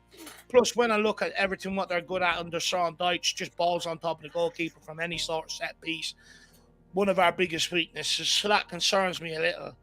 However, It is the last game before Christmas. It's home. And then players have got absolute adulation off the fans all season long, win or lose. Now it's their time to make us happy heading into the festive period and the new year. So I hope that they'll get the job done. I think it will be sort of a frustrating win like it was at Forest the other night. That was very frustrating to watch, but we got over the line. But I'm going to go 3-1. I think we take our chances on the night. So I'm going to go 3-1. I do think they'll score. But I think we should have enough chances, and I'd love a pigeon celebration as the turn just to top it off. Unbelievable. Yes, we need more pigeon celebrations in all of our lives, I think. So we can't give our predictions, Colin, until Friday because obviously we've got two more of these shows to do. Although Dave will probably have a sneak preview of what mine is because I've sent my prediction over to the Irish Hotspur. So Dave kind of knows my prediction already. But I will let everybody know on Friday what my prediction is. Can I just say one thing with this game as well? I think what's more important, obviously he's been back before and got a great reception. Dele Alli will probably be there, and the Spurs fans will probably do what the great Spurs fans do and scream his name for a hell of a long time because of what he did in the summer and how he came out and spoke out about it. So I said if I'd been at an Everton game before the summer and Dele came back, I wouldn't sing his name, but I wouldn't clap him because of how it ended. But now obviously the world knows what he knows. I would sing it from the rooftops and stamp my hands and shout it. Hopefully Dele will get a wonderful reception. I'm sure he will. Which we got to see with the Luton player. Football is just a game. These are people's lives and what they have to go through. So I'm hoping Dele's there, and I'm hoping he gets the love that he is shown from the Spurs fans always. It's unfortunate he probably won't get on the pitch, though. That's the part I was going to say, Brian, do you think he's going to travel down, even though he might not be in the squad in the 1920 squad? Yeah, I think he'll be there. When it comes to, they don't have to, but I think with Tottenham, he has got a very, very close affinity. Who knows, with the game before Christmas and him not playing, he might have leave to stay down in London or in Milton Keynes, where he's from. So I think in some capacity, Dele Alli is in that stadium on. And even if not, he knows that we know we'll be watching. It's his current team versus his former team, and the first time we proper get to make sure he knows how we feel about him. Yeah. Because as soon as I heard earlier on in the week that he's back on the grass now for Everton. Now that you've just mentioned his name, I've quickly gone and looked at my checker for yesterday's game, and he wasn't in the squad yesterday. That's why I was asking the question, because he wasn't in the squad yesterday. But it might be too early because he's only just come back to the grass anyway. But yeah, I'm sure that he'll get a great welcoming from the Tottenham fan base if he is with the squad on Saturday. And gentlemen, we've come to the last question of the show. The funnest, my favorite. I think this is the most fun question. And this one is not a football-related question. But if you could invite to dinner, and it's dead or alive, a sports person, a movie star, and a musician, and tell us why you'd invite them. Who wants to go first? So do you know what? It's actually funny that you say this, because one of the icebreakers I used to do when I met friends, and especially when I got into management, is I used to say, right, you've got 6 people you can invite to a dinner party, dead or alive, famous. Who would you have? Yeah. I love these type of questions. And for this, it's a sports person. I think everyone knows who I'm going to say. I don't know who you're going to say. He took a free kick against Arsenal. Destroyed Paul Gascoigne. Movie star, I think people will know who I'm going to say. It would be If You Smell What the Rock is Cooking. A musician, it's tough for me. I'd either, in honor of my grandparents, because my grandma loved them, it'd be Frank Sinatra. It'd be close between Frank Sinatra or my musical hero, which is Michael Jackson. And I think, unfortunately, grandparents, it would be Michael. So it'd be Gaza, The Rock, and Michael Jackson. That is a party. That's it. I would say that would be a fun time, wild time. Yeah, great. Hey, same to you, mate. Dinner party. Who are you inviting, pal? Ronaldinho as a sports person, just so I could learn some of his silky skills, and I know he liked to party, so it'd be fun to have. movie star. I was going to say Pamela Anderson. You know, I think we all know why. But you know, I'm gonna change it, and I'm gonna go Kevin Hart. I really like how much he makes me laugh as well. And as a musician, either Biggie Smalls or Michael Jackson. Mate, well, I'll tell you, you take Biggie Smalls. I've got Gaza. Mate, we'll combine them. You got Kevin Hart, and I've got The Rock. Mate, That would we'll be a combine our hell of a parties. dinner. Yes. We'll What's that, combine Welcome our- to the Jungle or something? We can do Welcome to the Jungle 4. And have them, have them all go to that Indian restaurant that we went to, Brian, the one that we went to with you and Phil. That restaurant was banging. Beautiful. Adrian So Shoker is inviting Pele, Jimi Hendrix, and Cheryl Ladd. We've answered this a couple of times, Jose and I. Should we throw in another one today? Yeah, I can't remember who I picked yesterday. I know I picked the first day. The first day was the three Jimmys, wasn't it?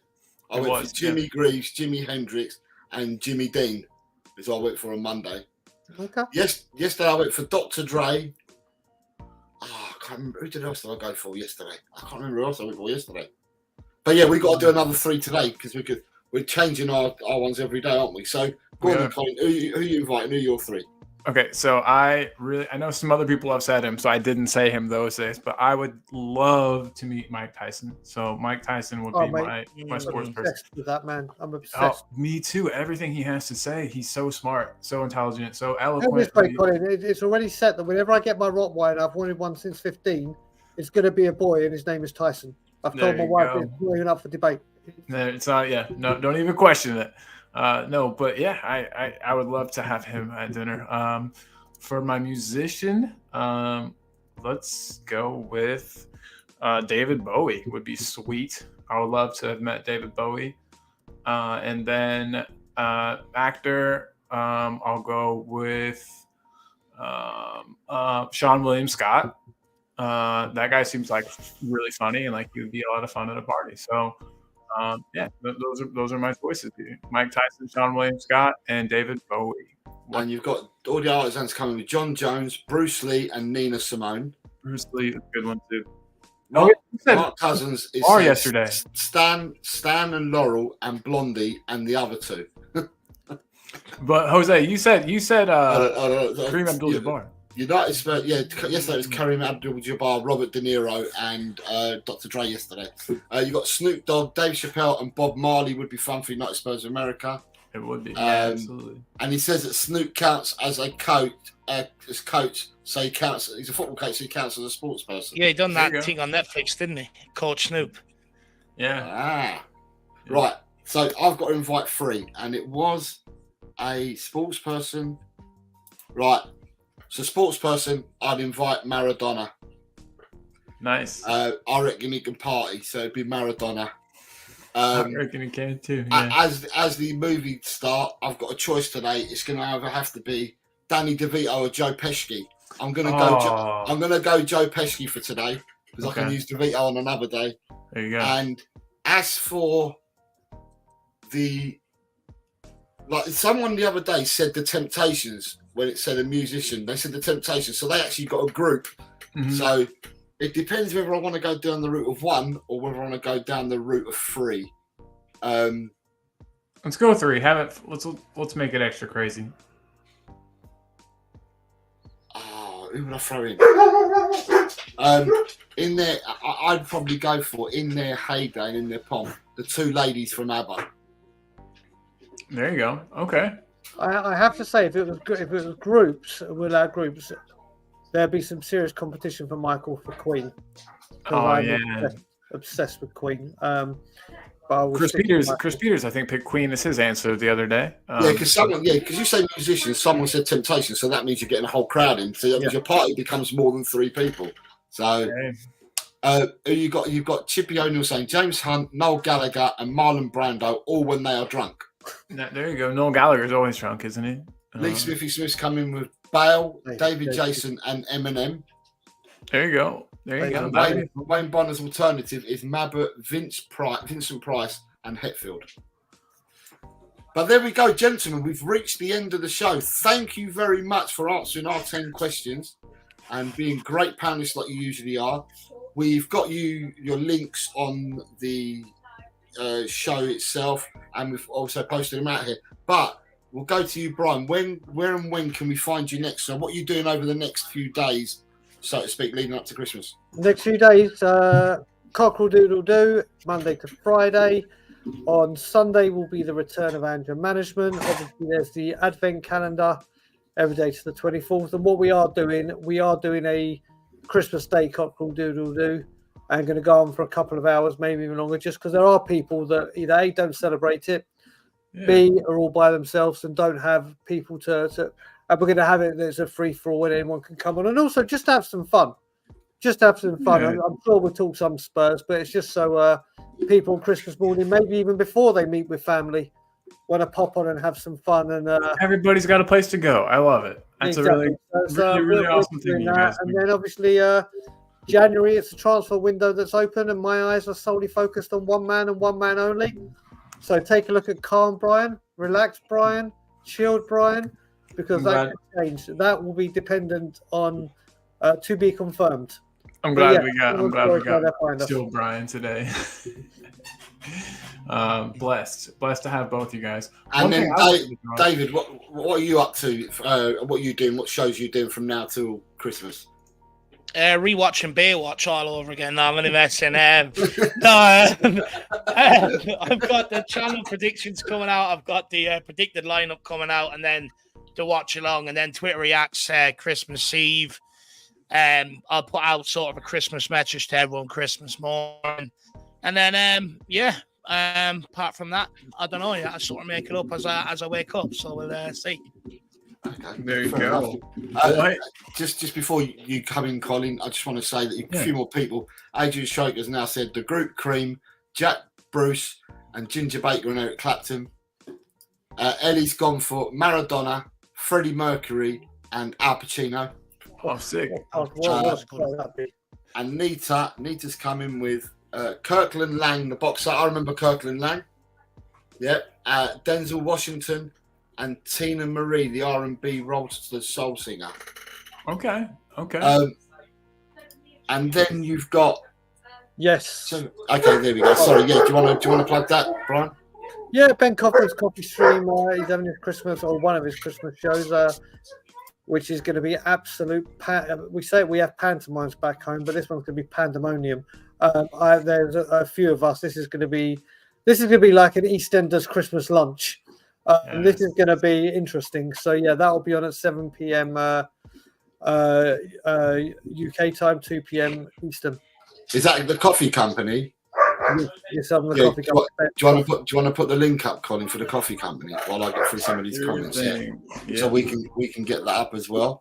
And then you've got Ellie's saying to you, Dave, Baywatch, your secret pleasure, Dave. I think you find for a lot of people secret pleasure. A lot of people.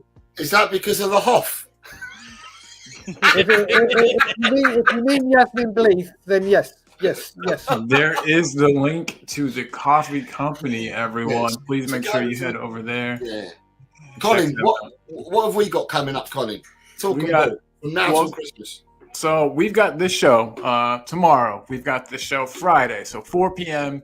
or 10 a.m. my time. But same show, same questions, new guests. So we've got three guests tomorrow. So tomorrow it's Ellie, Ash, and I'm going to get shot for not remembering the third one is Lee Smithy Smith. Is it Lee Smith?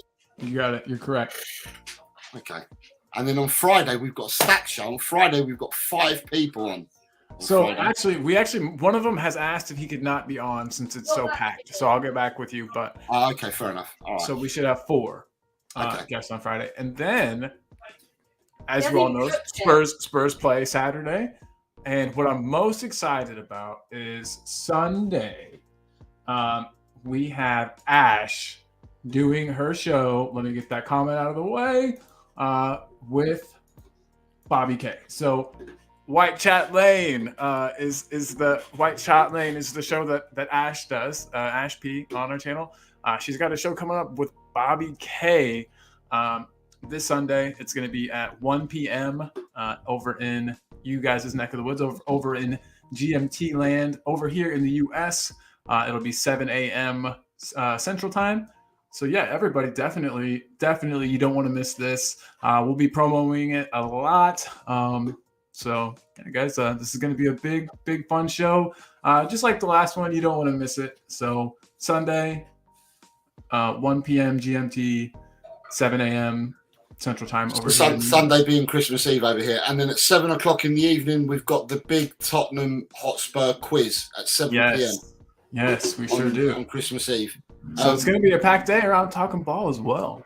And so hit the notification bells for Tottenham on Tour, for the Irish Hotspur, for the Coffee Company, and for Just a Girl Who Loves Spurs, because they're dual streaming for tonight, aren't they? With yours, Can I actually just say one thing when you bring up that thing with us, just very, very quickly? Obviously, David and I have been doing this a little while now. I think about 3.5, coming up 4 years. And obviously, loads and loads of channels have come up, and we've all met people. But obviously, you have Ellie, who is the queen and the pioneer, and was one of the first, if not the very first, woman that came on and does an incredible job. But the amount of women that are now coming into the community, it is so good. I don't see it on all the other channels. You got Kate, you got Ash, you got Mia. There are so many more women in this community that are coming in because we make sure everyone's inclusive. You got your mum, Colin. You got your mum. It's honestly, it's wonderful to see. Ellie is. Listen, I call Ellie the superstar, and she will always be on another level for me. She's just an incredible woman and someone I know very well. But it's just wonderful to see new channels coming in. But most importantly, it's just good to see so much diversity and women actually feeling confident to come on and speak. And Ash is a goddamn superstar. She is. She rules. Ash is a rock star. I can't believe that we get to share screen time with her, and Ash is awesome. We love you, Ash.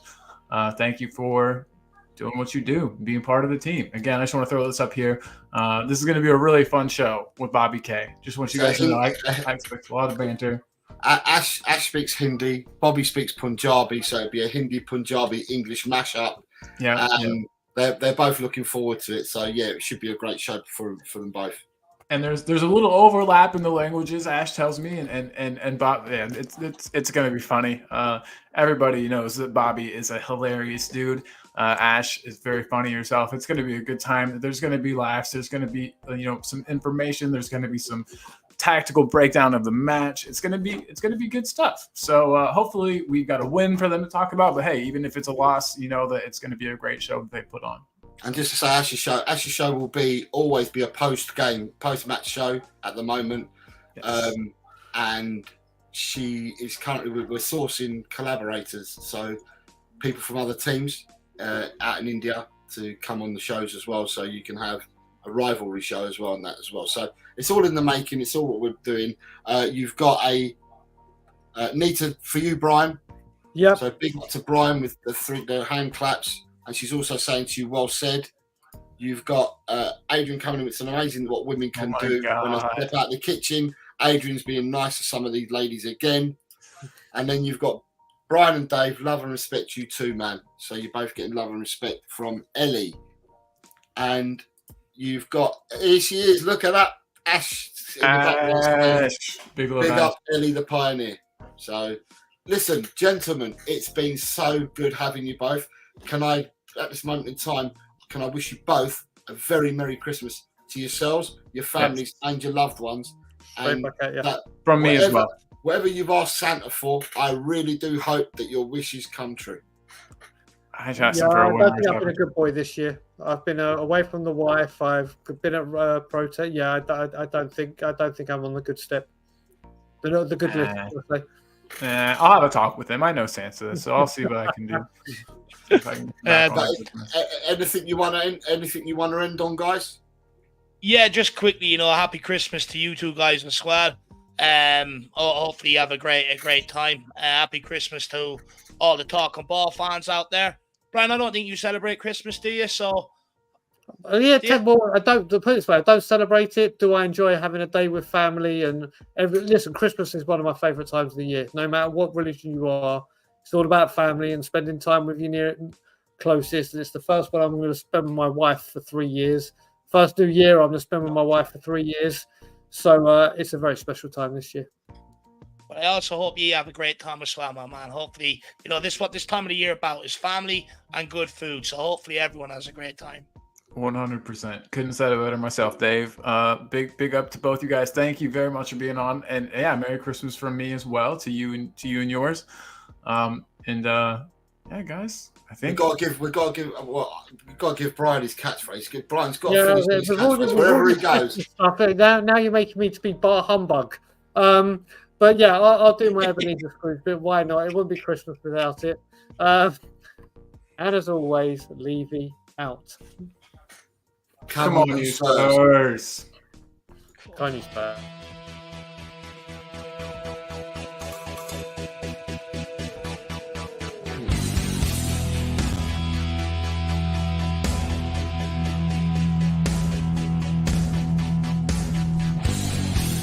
My team has got James Madison. James Madison is what we need. Whoa, thank God we got James Madison. This kid plays ball like you would never believe. Whoa.